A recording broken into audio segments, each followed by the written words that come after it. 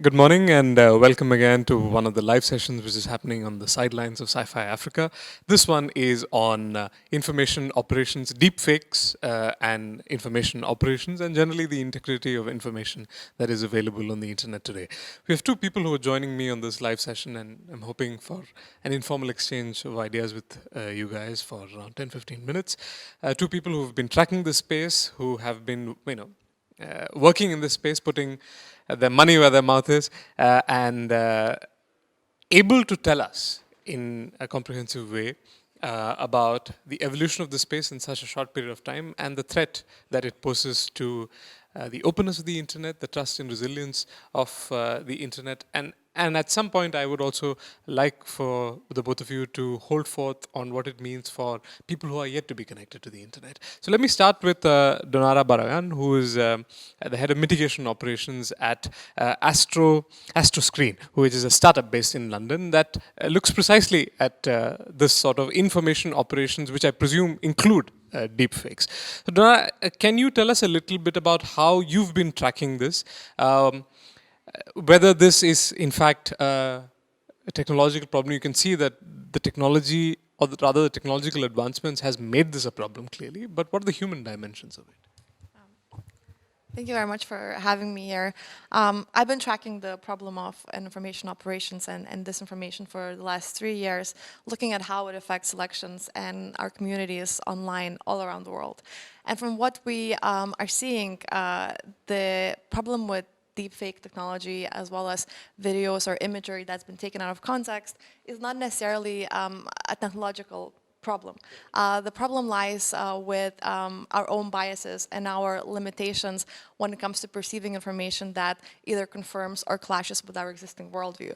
And I think the challenge of deepfakes is somehow is somewhat overhyped. We haven't seen any hostile actors use it in an attempt to disinform. What is very effective already are shallow fakes. So those are videos that have been taken out of context. And as we speak, there is a video that's going viral online at the moment, allegedly showing a group of British Muslims in Birmingham rioting to celebrate Ramadan. And the video is taken out of context because it's actually a video portraying a group of Swiss football fans rioting after a football game in 2018.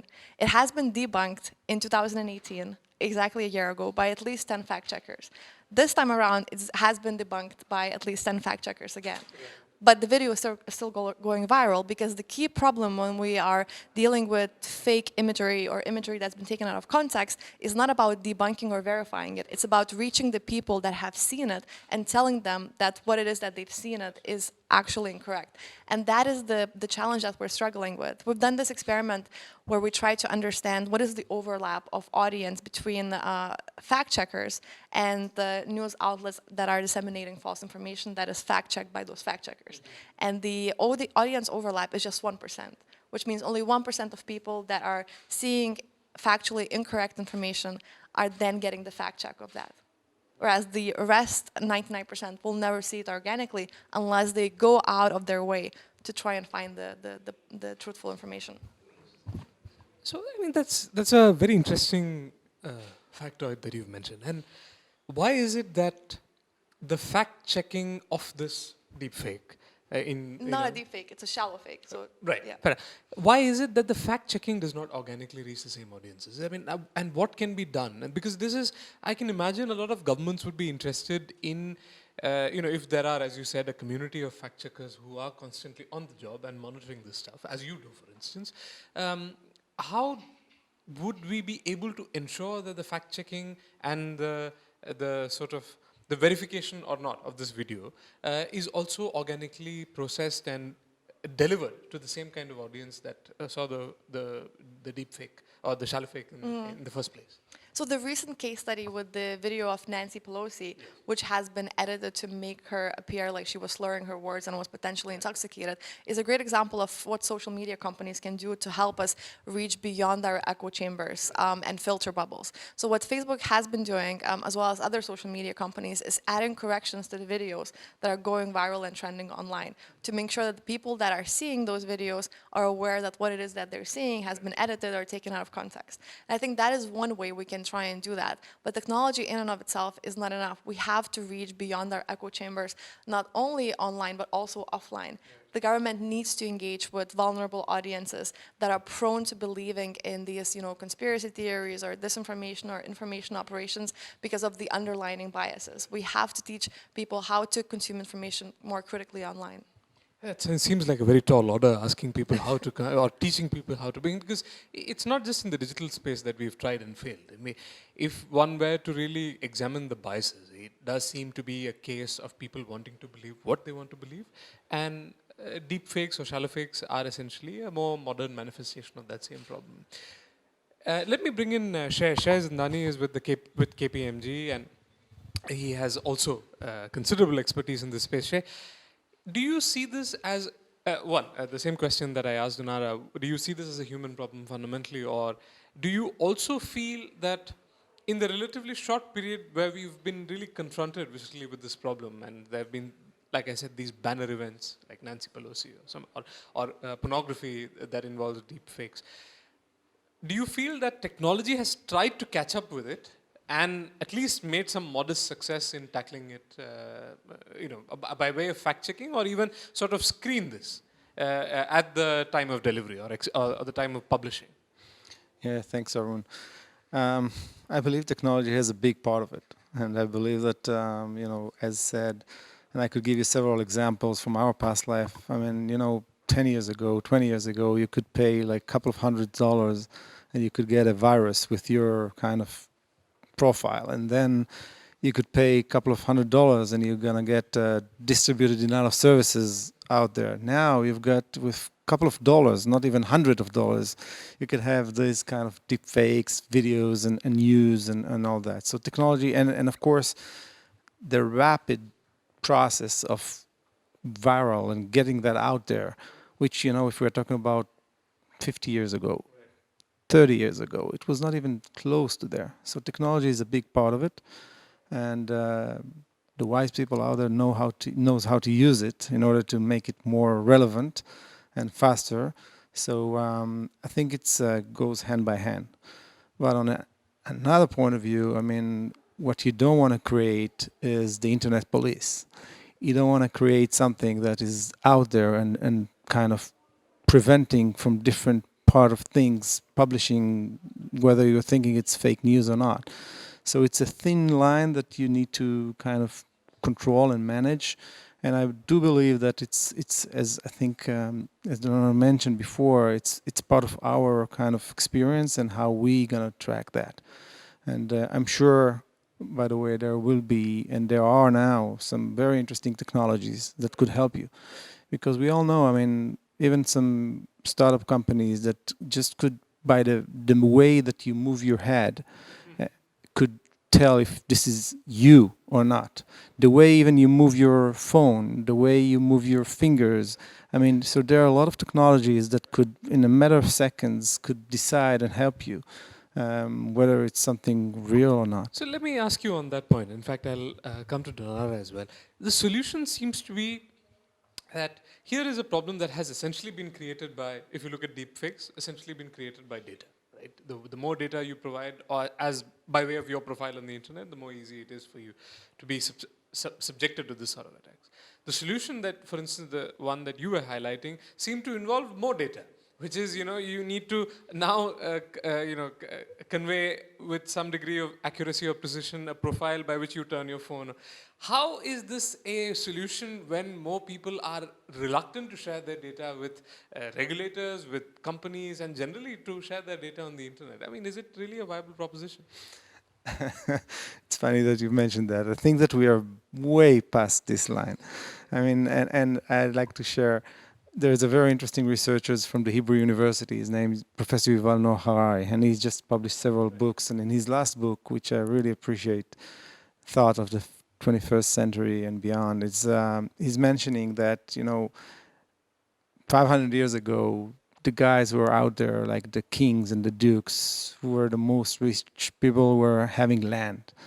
Later on, in about 100, 150 years ago, we were doing all the transitions to the big machines and all the GE and Siemens of the world. And now it's pretty much the information companies like Google, Apple, Microsoft, and all that. And he's getting into a point where he's saying, are we getting mad? I mean, is it? I mean, you're giving all your data for a necklace or whatever. So I think that we've passed beyond that, and the data is out there. By the way, the next ones who's going to be the, from my perception, the next ones who's going to be the guys out there are the guys who could take and create wisdom out of this data. And this is a way of challenge, and I think we are getting there pretty soon. So we already passed. People are already giving all their data out there with your email, with your GPS, with your smartphones, and it's pretty much, as I've just heard from that forum, it's more than 50% of the world population. So now the question is, how are we going to use that data wisely? How are we going to get the information out of this data, and how are we going to make good things out of it? Donara, you want to weigh in on that? Sure, I completely agree with you. I think we are past the point where we can say, oh, we actually don't want to share that data anymore because we have been sharing it for the last 10 or 15 years, and what we have shared already is enough to influence us for the rest of our lives, unfortunately. But I don't think that the problem with deep fakes is with identification or verification of the video, because it doesn't really matter whether we can verify the deepfake video in a matter of seconds or a matter of hours. What matters is that during those seconds or hours, people will see it and people will interact with it. How are we going to reach those people who are not going to go back on that same video they've already watched an hour or 2 hours ago and check if it's been debunked by anyone or if Facebook issued some kind of a warning? The problem is that we don't know how to reach the people that are vulnerable. We don't know who those people are. We don't know what the kind of contact they are engaging with online. We don't know why it is that they believe a clearly fabricated video is real. So I think there are still a lot of things we need to find out about those vulnerable audiences and ways to reach them. But surely both of you believe that, at least you would have put some thought into the fact that culturally and behaviorally our engagement with the internet is going to be different as a species as it was from 1990 to 2000 to now, right? Because let's take the example not just of countries who have a high degree of internet penetration, like the United States, for example, or Western Europe. Even a country like India, which is doing pretty well in terms of its slow, somewhat gradual technological advancement, has around 500, 600 million people on the internet today. That's around 50% of the population, but it excludes another 500 million, and India adds the equivalent of a France every month onto the internet. Surely, folks, I don't know how people who are now going to come online are going to think about the internet, but I feel intuitively that they surely don't think about it in the same way that I do, or you do. Right? So behaviorally, how is our engagement going to be shaped by things like deepfakes? And do you feel that that engagement is going to stay the same? Because we are all, always hungry for data and always hungry for information, that no matter what happens, we will always be hungry to consume information. Do you feel that is the case? Or do you feel that there will be some reluctance at a point of time? I think the fact that the deepfake videos have been so massively overhyped, despite the fact that they are not an actual threat yet, is very much contributing to the growing crisis of trust. We don't have trust online, which means that people, instead of trusting, the traditional figures of authority or influencers, are now relying on their small networks to share and receive information. What that means is that more and more people now are receiving their news from WhatsApp rather than traditional social media platforms, right? And that is dangerous because, first of all, we can't monitor that. We can analyze it. We don't know what's trending on WhatsApp. We don't know what's going viral on WhatsApp. And the problem with that is that we don't even know if we can fact check something. Regardless of the fact of whether or not the fact checking works, we don't know what's happening. We are not seeing those engagements and the information consumption anymore. And I think that's very complicated because as that trust decreases and people move to these closed networks to receive information, we will no longer be able to kind of have conversations online as a society about what it is that matters to us anymore, because all of us will be talking in different rooms without listening or hearing each other. It's a great point, I think, and I have two comments, if I may. First, I'd like to give you an example. My own 9-year-old son, Tomer, I mean, he's getting into this platform much better than us, and he was like kind of born with it. So, and he doesn't really care. He has his own channels. He's trusting them, and that's it. And by the way, he was wise enough to cross data in between those 4 or 5 major trust kind of channels he's watching. So if there was one kind of advertisement on one side but not in the others, so he was kind of asking questions. So I think they have this kind of building trust around it, and I think that that could be very interesting for the other population who's getting into this kind of platform. And I think they're much wiser than us, and it's much more kind of natural to them as a way of speech. On the other note, I think that, and excuse me for kind of maybe saying that brutally or directly, I think that there are many other companies and people who knows what's going on with WhatsApp, who knows what's going on with the data out there, like Microsoft and Apple and all that, and they're paying a lot of money to get there. And we all know and we all heard about what happened with Facebook, and 140 million people were affected by that. But and this is where we need to do the balance. This is where we need to be very careful, because somebody's out there paying a lot of money to manipulate some of those data for us to be kind of cautious about. So I think that, as I said before, we need to create some balanced tools that could help us, the simple people out there. And I'm sure that we will do. I mean, this is the way of the market. And I will pay my monthly dollar for somebody who will kind of alerted me and say, hey, those are fake news, don't even deal with it, or even, will take it out from my kind of news feed that I would like to watch. And there are technologies that could help us. And I really believe that, as usual, I mean, this is the balance of what is happening out there between all that. So, I mean, in closing, let me ask both of you. I think, in fact, the point that both of you alluded to, whether or not we know what's happening in WhatsApp, the fact is that it is end-to-end encrypted. It's a closed network, as you said. Do you feel increasingly that the production of information is happening through public channels, whereas the consumption is increasingly happening in private spaces, right? And you could say, of course, that there is some production of information that's happening through WhatsApp, and that data is stored in some way, in some form, Meta or otherwise, by Facebook and whatnot. But increasingly, the production of information is happening through these major public platforms through which you express your preferences publicly. And the consumption of information, much like reading your newspaper in the morning in the confines of your house, is happening in these closed networks. Is it a problem that this is how the design of the internet has come to balance this production and consumption business? And should we upset that delicate balance? Because what is the equivalent of entering into the home of a person and telling him or her that your information that you're consuming is not right or is fake? You may have a noble purpose in mind, but does it really, are we upsetting a very sensitive and delicate balance in that sense? I think that's the nature of the world. I mean, if you are going back, you have your cycles, and you're talking about that. Later on, it was published. Later on, it was in news, and this is the nature of things. That the only major change that is happening these days, it's in a matter of seconds, and as far as goes up, it could go down fast. So I really believe it's a matter of our newly way of life, and we need to get used to it. As I said before, I think the other generation is already there, and the question is what's next. And I'll be more than happy to discuss that with you later. Thank you. I think that's a really important point that you're bringing.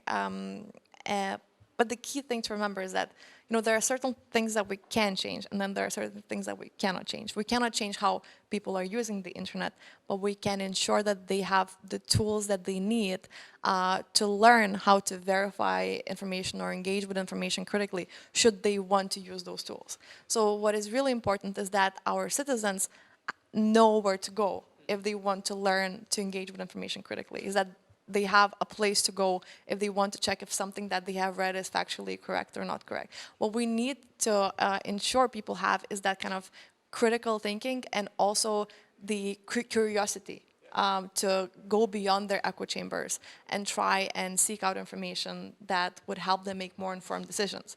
That's kind of the key thing that we are aiming for. Now, how we do that is very complicated, and I'm sure it's very tricky, and it will probably take several generations for us to get there. In the meantime, what we need to do is to learn how to mitigate I think there was those a report that challenges. says the world is going to end by 2050. Yeah, exactly. So I don't We know may how not much time we have. have. Yeah. And that's another thing.